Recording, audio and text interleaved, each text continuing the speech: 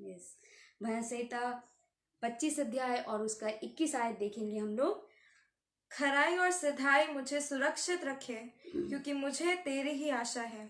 जी, भजन संहिता में दाऊद कहता है खराई और सिधाई मुझे प्रभु में सुरक्षित रखे। हालेलुया, ऐसा वाला हृदय चाहिए। हम लोग बहुत और बातों के लिए सच में ललायित रहते हैं, प्रभु का धन्यवाद हो, बहुत सारी बातें हैं प्रभु में जिसके लिए हम ललायित रहते हैं। लेकिन जब हम देखते हैं कि दाऊद जो है खराई और सच्चाई के लिए, सिधाई के लिए कितना ललायित रहता है, मुझे बहुत अच्छा लगता है दाऊद का ये सच में वचन।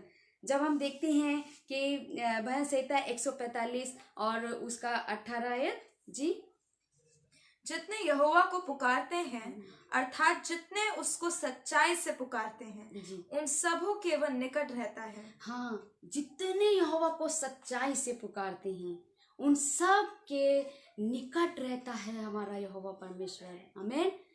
सच में दाऊद इस बात को अच्छे से जानता है, उसके निकट, बहुत निकट। पूरा मैं यूं कहूंगी कि जैसे पौलुस कहता है कि यीशु मेरे अंदर जीवित है, मसीह मेरे अंदर जीवित है, मैं मर गया। आमीन। तो जब हमारे अंदर मसीह है तो पाप की कोई जगह नहीं, हमेशा हमारे जीवन में खराई और सच्चाई रहने पाएगी। हालेलुया।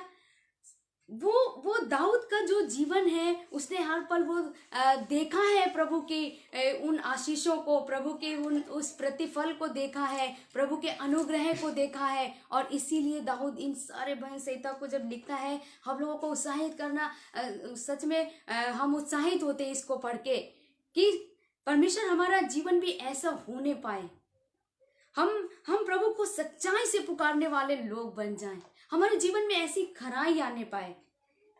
भजन संहिता 84 और उसका 11 आयत। जो लोग परमेश्वर के सामने खरी चाल चलते हैं, उनसे वह कोई भली वस्तु नहीं रख छोड़ेगा। जी, इसको पूरा पढ़ देंगे। क्योंकि यहोवा परमेश्वर सूर्य और ढाल है। जी, यहोवा अनुग्रह करेगा और महिमा देगा, और जो लोग खरी चाल चलते हैं, उनसे वह कोई अच्छी वस्तु रख ना छोड़ेगा। आमीन, हालेलुया। जो खरी चाल चलते हैं उनसे कोई भली वस्तु वो रख नहीं छोड़ेगा। मतलब पूरा हमारे लिए भलाई के लिए परमेश्वर ने एक योजना बनाई है। उसकी जितनी कल्पनाएं हमारे कुशल के लिए, हमारी भलाई के लिए, अंत में हमारी आशा पूरी होगी। लेकिन परमेश्वर हमेशा उन वायदों से पहले जो कहता है उस पे हमें ध्यान देना है। जो लोग खरी चाल चलते हैं उनसे वो कोई भली वस्तु ना रख छोड़ेगा। ये चाल हमें चलना है प्रभु के सामने। इसीलिए तो पौलुस भी कहता है, जिस बुलाहट में बुलाए गए हो उस बुलाहट के अनुसार चाल चलो। हम लोग सच्चाई के पीछे चलने के लिए बुलाए गए हैं। हम लोग एक खराई वाला जीवन जीने के लिए बुलाए गए हैं। सच में परमेश्वर जब परमेश्वर हमको बुलाता है, जब बुलाहट देता है और पूरी रीति से परमेश्वर के चलने का सूर्य ढाल है, वो हमको महिमा देगा। जिसको उतने धर्मी ठहराया उसको वो महिमा भी देगा। मतलब उत्तम उत्तम आशीषें उसके लिए हैं, हमारे लिए भलाई है, सिर्फ भलाई। इसलिए प्रियो, मैं आज की शाम आपको उत्साहित करना चाहूंगी, चाहे हमें कोई देख रहा हो या ना देख रहा हो, लेकिन हमारे जीवन की एक ही सच्चाई होनी चाहिए, पिता हमें देख रहा है, हमारा स्वर्गीय पिता हमें देख रहा है, ये मेरे लिए काफी है, यही बात मेरे लिए काफी है। ये एक दिन मेरी एक बहुत बड़ी जय बन के आएगी, ये एक दिन बहुत बड़ी आशीष में बदल जाएगी, हम जयवंत से बढ़कर होने पाएंगे। आमीन। यही हमारे अंदर हियाव आता है जब हम अपने अंदर खरी चाल चलते हैं, जब हमारा मन हम पे दोष न लगाए तो हमें यहोवा के सामने खड़े होने का हियाव होता है, हमें अपनी प्रार्थनाओं को ले जाने का हियाव होता है, हमें जय प्राप्त करना है, हमें जय मिल चुकी है। कलवरी क्रूस पे परमेश्वर ने, यीशु मसीह ने खुल्लम खुल्ला दुष्ट का तमाशा बना दिया है, हमको मालूम जय जयकार की ध्वनि सुना दी है। लेकिन ये वायदे हमारे जीवन में पूरे होने के लिए हमें इस चाल को चलना होगा। कौन सी चाल? खराई और सच्चाई हमारे जीवन में हमेशा बनी रहे। लिखा है ना, देश में बसे रहो और सच्चाई में मन लगाए रहो। देश में बसे रहो। कहीं से भी कई बार लोग होते हैं कि उनको लगता है कि नहीं, इस घर में आशीष नहीं होती है, यहाँ से चलो, इस शहर में आशीष नहीं हो रही है, यहाँ से चलो, इस देश में आशीष नहीं हो रही है, यहाँ से चलो। पर जिस देश में, जिस जगह पे परमेश्वर रखता है और परमेश्वर हमसे कहता है उस देश में बसे रहो और सच्चाई में मन लगाए रहो। आमीन, आमीन। परमेश्वर उठा के खड़ा करेगा, परमेश्वर उठा के खड़ा करेगा। अब्राहम के सामने कुछ भी नहीं था, लेकिन परमेश्वर ने उससे कहा और उस सच्चाई सिधाई में वो चल के परमेश्वर की उन बड़ी आशीषों को, एक बड़े प्रतिफल को उसने अपने जीवन में देखा। आज उसके साथ में हम लोग वारिस गिने जाते हैं परमेश्वर के राज्य के। आमीन। हम जब देखते हैं भजन संहिता 19 अध्याय और उसका 12 आयत, भजन संहिता 19 अध्याय और उसका 12 आयत। अपनी भूल चूक को कौन समझ सकता है, मेरे गुप्त पापों से तू मुझे पवित्र कर।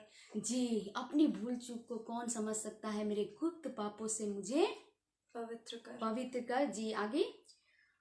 तू अपने दास को ढिठाई के पापों से भी बचाए रख, वे मुझ पर प्रभुता ना करने पाए। आमीन। तब मैं सिद्ध हो जाऊंगा, आमीन, और बड़े अपराधों से बचा रहूंगा। आमीन। ये है खुला हृदय। क्या हम लोग ऐसी प्रार्थना करते हैं? कई बार लोग सोचते हैं कि नहीं जो है सारी चीजों के लिए हम प्रार्थना कर लें, और वो जो है वो सोचते हैं कि नहीं, जब सब कुछ मिल गया, प्रभु सब कुछ दे रहा है, इसका मतलब हम बहुत सही जीवन जी रहे हैं। लेकिन राजा दाऊद जो है, राजा होने के बावजूद भी ये प्रार्थना कर रहा है। वो कह रहा है अपनी भूल चूक को कौन समझ सकता है। बाकी में जो हम लोग के अंदर की जो भूल चूक होती है, कई बार हम लोग भी उन बातों को समझ नहीं पाते हैं, और इसीलिए वो खुल के प्रार्थना कर रहा है। दाऊद कहता है मेरे ढिठाई के पापों से मुझे बचा ले प्रभु, ताकि मैं इन सारे अपराधों से बचा रहूं, ये मुझ पे प्रभुता ना करने पाए। मेरे अंदर सिर्फ आपकी सिधाई और सिर्फ आपकी खराई, आपकी सच्चाई ही वास करने पाए। अपनी भूल चूक को कौन समझ सकता है, मेरे गुप्त पापों से मुझे छुटकारा दे।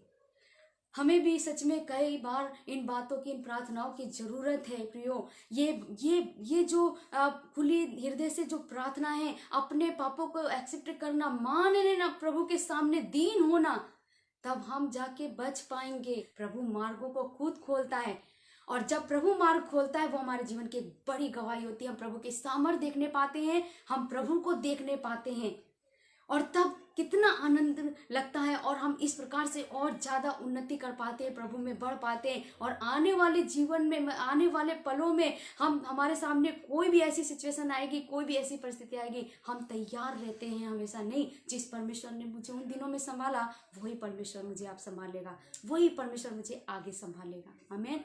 खराई और सिधाई, सच्चाई हमारे जीवन की बहुत बड़ी आशीष बन सकती है प्रियो, बहुत बड़ी आशीष बन सकती है। यूसुफ की खराई ने उसको निकाल दिया, और प्रधानमंत्री के रूप में खड़ा कर दिया, उस बंदी गृह से निकाल लिया परमेश्वर ने उसे, है ना। और आप सोच सकते हैं कि जो है, जिसके जो मतलब इतना दोष उसके ऊपर लगाया गया है ना, उसको आप सोच सकते हैं कि वहां राजा उसको बुलाएगा और उसको प्रधानमंत्री का वो पद देगा।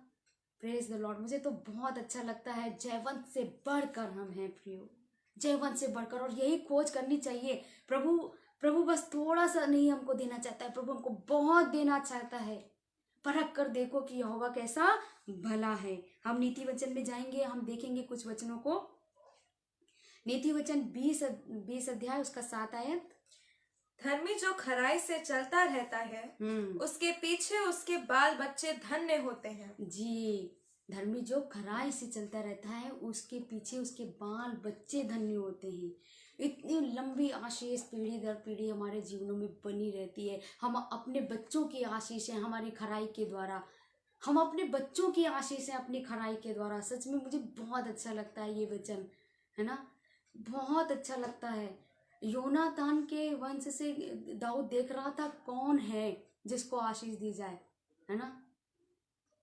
और जो है इस प्रकार से मपीबोशेत निकला उसके वंश से, और वो राजा के साथ में, दाऊद के साथ में बैठ के खाना खा रहा है। हालेलुया।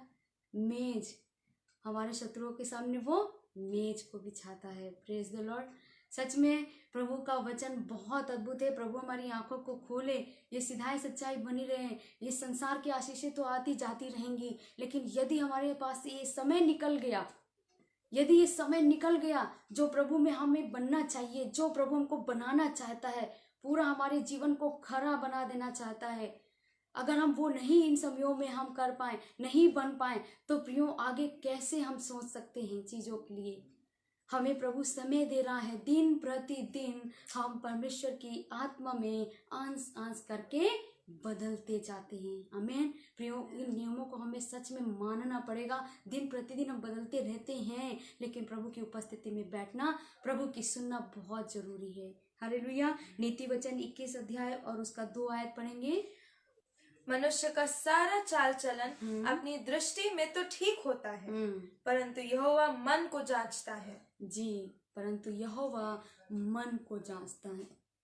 ये सच में प्रभु उसी खराई की बात कर रहा है।